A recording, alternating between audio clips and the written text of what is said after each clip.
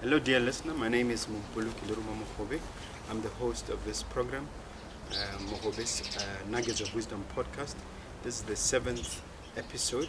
Actually, it's the 8th because the 7th has split into two. I'm talking about adversity, situations where adversity turns into an advantage. What I've found over the years is that normally your setbacks become your setups, your tests become testimonies, your messes become your messages. So even Napoleon Hill says that inside every adversity there's a promise of a greater or equivalent benefit, and I have found that has happened in my life over the years. Number 6, nearly dying in Edinburgh, Scotland. I need to tell you this story. Bear with me, it's a bit long.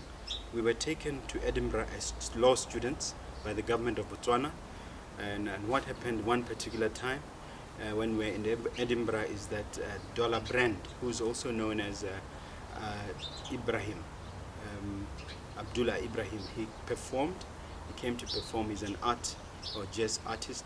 After the performance, he invited us as fellow Southern Africans. You know, we are from Botswana, he's from South Africa. He took us to dinner, and at that dinner I chose to have pizza, but the particular type of pizza I had was seafood pizza. I ate that thing, it was delicious, but something strange happened when I got home that night. I started feeling terrible.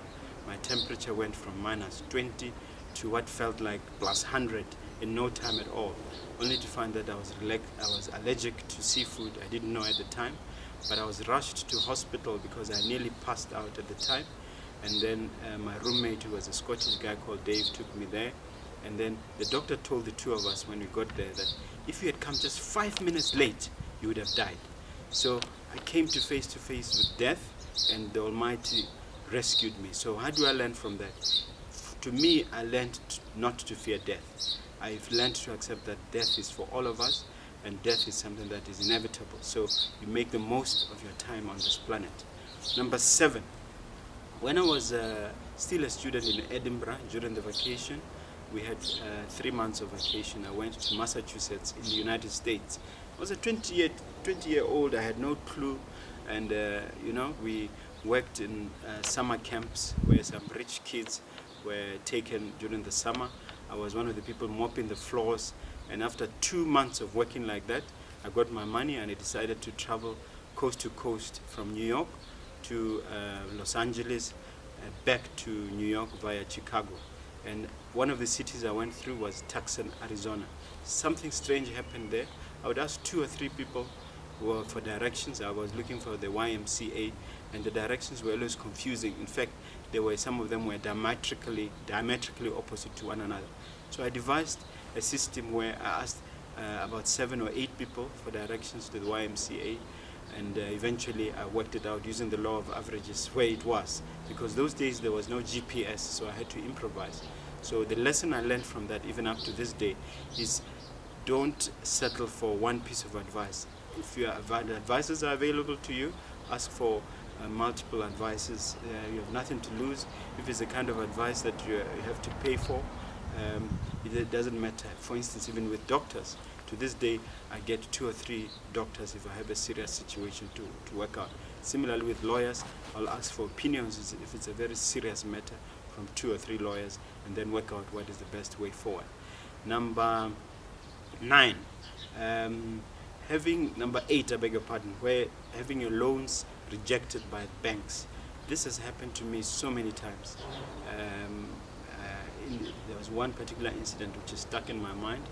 I was maybe 6 or 8 months into my job as a lawyer. I was working for Minchin & Kelly. What then happened is I went to the bank to ask for a loan of a fairly small amount. I think it was 1,500 pula, and the loan was rejected. And the reason for the rejection was never given to me, and in fact the bank manager laughed me off. That experience was so traumatic, and I got used to it because as my business grew, as time went on, many more loans were rejected. I've had Bank of Baroda reject me. I've had FNB reject me. I've had even SEDA rejected me 3 times. But the same institutions, some of the same institutions subsequently gave me loans. So the idea that I got there was to keep asking until until you get. After all, the good books say you have not because you ask not. So you keep asking and you persist until you get what you want. Number 9, being being robbed blind by my accountant.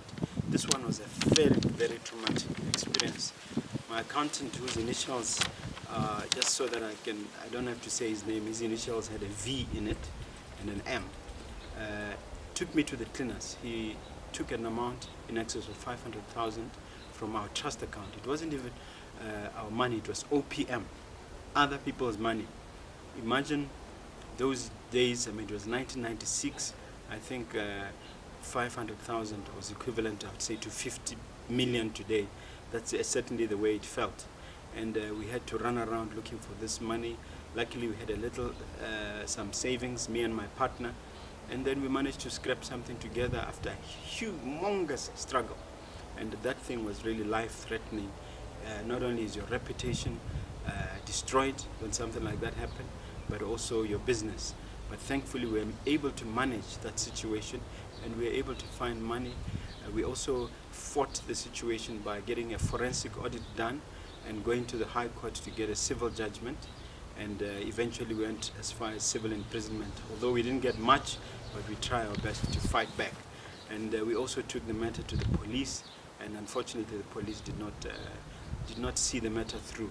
But it was a traumatic experience. We bounced back from that, and our business grew by multiples from that experience. But we needed to survive. We needed to persist from that. Number 10, nugget of wisdom arising from adversity. The piece of adversity had to do with losing key personnel in my business. When I was running Lerumo Mogobe legal practitioners, there was a time when I lost 3 or 4 lawyers in a short space of time. And then it was almost like they left en masse. That was devastating. The clients were inconvenienced, the work suffered, and I think 1 or 2 cases we even had to approach our insurance for help when things were really bad. But the point is that losing key personnel, you can learn a lot from that experience, and the lesson is one of persistence. The lesson is one of turning the other leaf and moving on, and knowing that this too shall pass. Whatever difficulty it is, you have to keep saying that to yourself. This too shall pass. Number 11, the bonus. I'm throwing this bonus at you, dear listener, dear viewer, because you've had the patience to listen to me, is the experience of losing both my parents earlier in this decade. Those 2 experiences were totally horrible. I mean, I still expected my mother to give me another 20 to 30 years, my father maybe a similar amount of time, but they died, even though we did our best to expose them to the best medical attention they could, but that's what happened. The lesson there to learn is that you must move on. I kept asking myself that if they were around, what would they tell me? They would obviously have told me to move on, and we have moved on. We continued to soldier on despite these massive setbacks. So to summarize all these points, including the bonus, the message is one of persistence, the message is one of determination, the message is one of resilience. I would like to take this opportunity to thank you, ladies and gentlemen, for listening to me. This is Mompoloki Lerumo Mogobe signing off. But one small request, please like what you are hearing, and also subscribe to my channel. Thank you so much. Bye.